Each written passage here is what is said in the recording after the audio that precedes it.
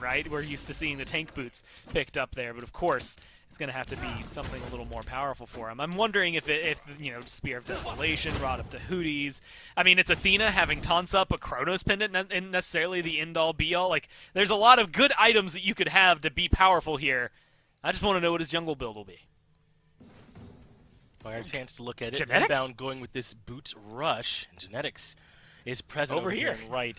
And a little low. He makes his way back towards safety, perhaps recognizing there'd be blue buff pressure, but he's not enough on his own. It's the dash into the taunt inbound right there to follow up. But they can't provide the actual peel he needs. No, they turn around, they swap their targets, and suddenly it's SOT that's in trouble. Genetics can't find the dash, but they don't need it. Variety gets first blood. And how do they get so lost there, Gore? They should have at least been able to get that kill into Genetics to set up first blood.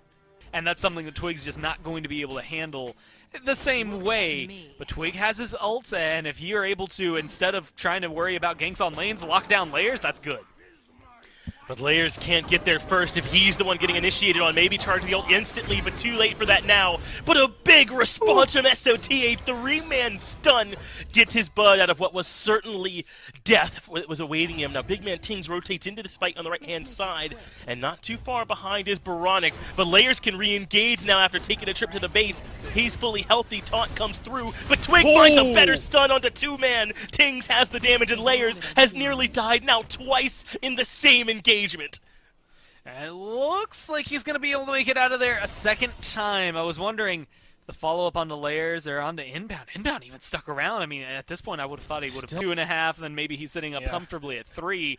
And then the rotations that can come out from the solo lane really will start to hurt anybody. And I'm looking at Baronic and Layers because I think they're going to be the ones who probably end up feeling it first. Right, they're the ones that are going to end up getting dove by the guy with that lead later on. Let's take a look back at that very first blood. See how low Genetics was, but Variety turns this fight in an instant. SOT becomes the target, and Variety sticks on him. A huge play there, and then this was the second blood. Remember, starting with an engagement onto Layers and putting him in a tough spot, but a pretty good set of peel there from SOT, just unluckily did not end up turning that fight around. And I love that we got the perspective, because, I mean, look at this. There's a little bit of setup, but it is exactly what you would expect from a Ra, right? Find the right angle, look where you need to look. That ult, and this is something that you're only going to get from a Ra ult, right? Maybe there's a couple others like Spirit of the Nine Winds, but because Ra ult is so precise and the way it fires, your ult lasts forever and it just straight up stops your pathing, but it's really dictating the pathing of the Scarabs. Well, sure looks like Genetics survived his strife, but it's Twig now the one that's starting things off. Zatman has to use beads. Defender of Olympus comes out as well. And that's a huge win, and maybe an even bigger one coming as Variety leverages the lead in solo and cuts down SOT.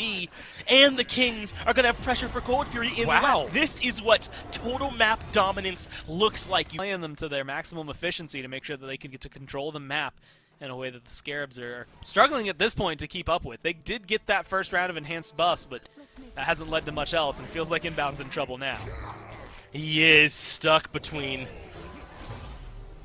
Twig and Genetics. The snipe does connect, and that should be it, but Inbound goes to the last breath to buy a moment.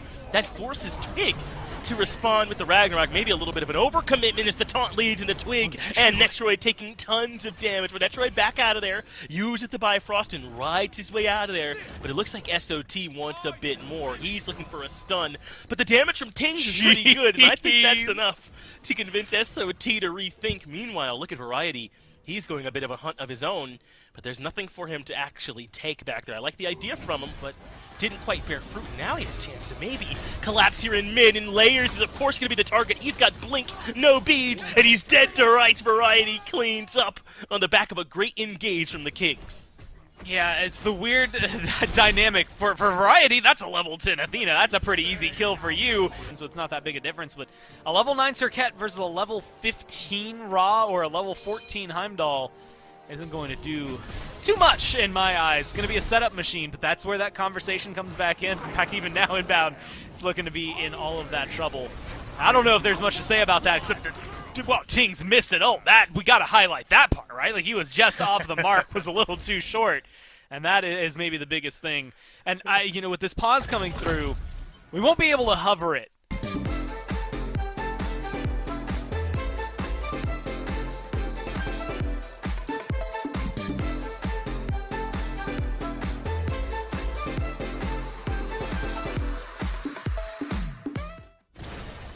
Well, we are right back into the action. No need to wait for the timer if we're already moving into the actual game. So the Tier 1 tower in mid has come down in favor of the Camelot Kings, who have been a runaway. His respawn timers at this point are going to be so quick, but I think that's the biggest deal for them is stop taking bad, favorable trades and figure out where you need to get engaged. Take things like this where it's a 2v1. Twig turns it into an engagement for his own team inbound, pulled out of the tower and then commits the last breath. That's no shot, right? Oh. No, of course not. But maybe Twig dies anyway. No. Give my man something. No, there's nothing there. Variety takes the kill in inbound as he swings for the fences, tries to at least get something for his team, but they're And just bring the Netroid to let him shred. Tier 1 is gonna go down. No real fight just yet as Genetics takes a little bit of poke. But think about this. The Kings are pulling the Scarabs in so they're not farming as Twig gets the beads out from Baronic, who does jump away. Genetics steps in and puts in the last bit of damage necessary. Baronic falls. Meanwhile, Variety has already dove past. Big stun from Twig and follows with the Brutalize and inbound falls as well. The mid support already cleaned up by the Kings. And who needs to go to FG when you're this far ahead? The Kings can just look for outright fights. They can take the right side Phoenix. That plan, that bunkering down, all that only matters if it happens, and it hasn't happened yet. This right side Phoenix already in danger of falling, but in comes the engage. Inbound moves in first. SOT and Layers right behind, but the Camelot Kings too tanky and too far ahead. Captain Twig takes down the Phoenix and then jumps in. It does cost them Genetics, but the Snipe from Kings damage is good, and they're going to bring Baronic right on down. A kill for Variety as they make it a 2-for-1 trade, giving up their support for the mid and carry. I think they'll do that happily every single time. I don't know. Genetics is, as it may be, one good fight right here. 5 towers standing on the other side. You run through mid, you run through left. Either way, the timers on the Kings should be a little bit longer. If you can just make a Hail Mary, not even a Hail Mary play, win a fight, win the game right here if you're the Scarabs. Just run it down mid. Zatman still doesn't have beads. He was 3 seconds away, and that is a death sentence in the eyes of the King. Inbound are forced to jump away. SOT able to find the path for the fatal strike. But now it's the Frenzy Pop, it's an all-in commit, and it's the Titan down. The Kings able to find a dominant Game 1 win. Looking Movement speed right now compared to what everyone at Boots 2 or no Boots is going to be able to do. And on things like the Ymir, we were able to talk about it and how, you know, you lose a little bit of that sustain, but you manage to maintain yourself in terms of aggression with walls. Now it's kind of opening it up. I mean, I didn't expect that much damage from him.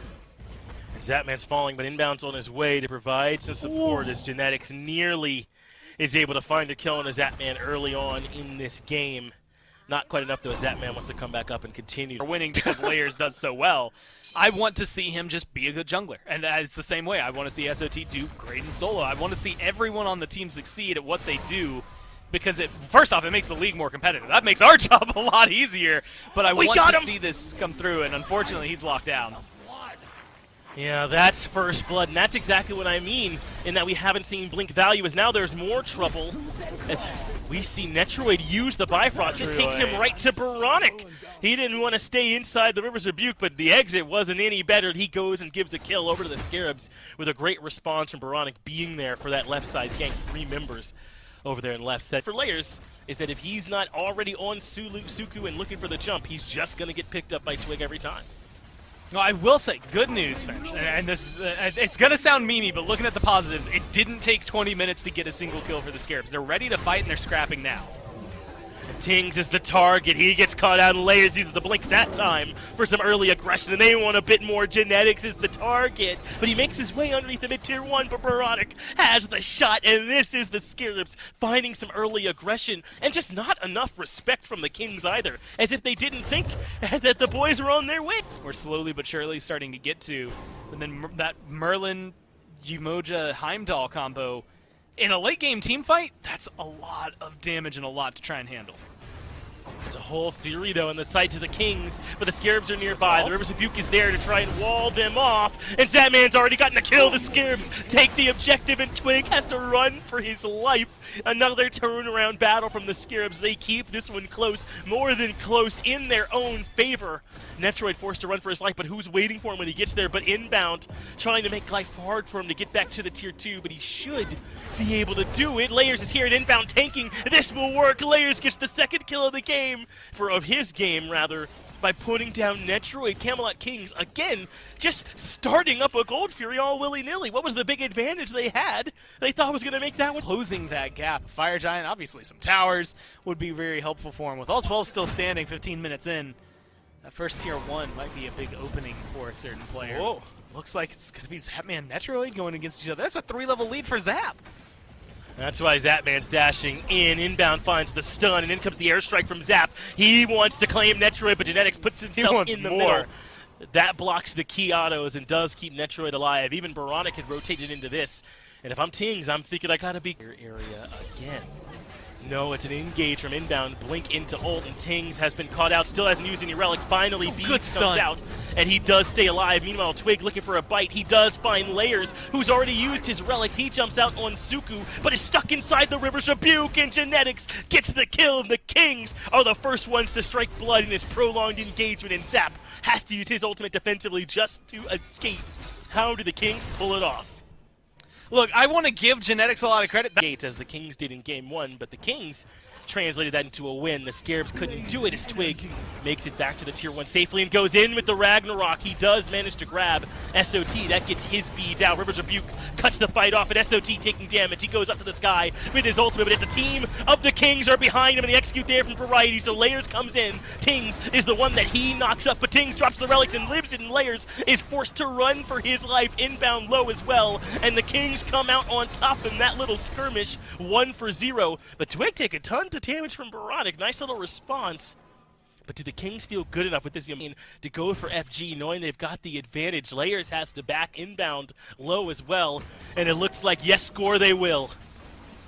They have to be worried about Zapman, though. That ult is the only thing I think that could try to strip this away as of right now. A little bit of damage from Baronic would be devastating as well. Variety takes a ton of they got get the FG.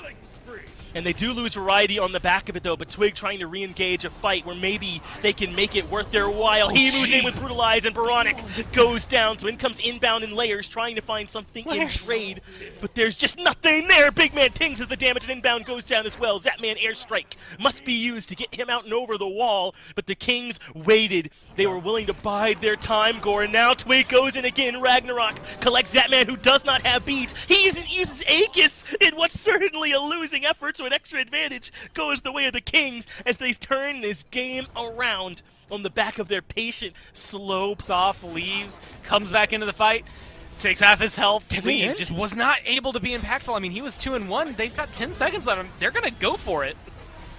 They've got to be burning this Titan quickly if they want this to work, and they are. They already have it down to half HP. The Merlin damage is striking true, and Layers can't keep them at bay. The Kings find a way to do it. Only 13 kills on the board. They only need 7 to find a 2-0 over the Scarabs.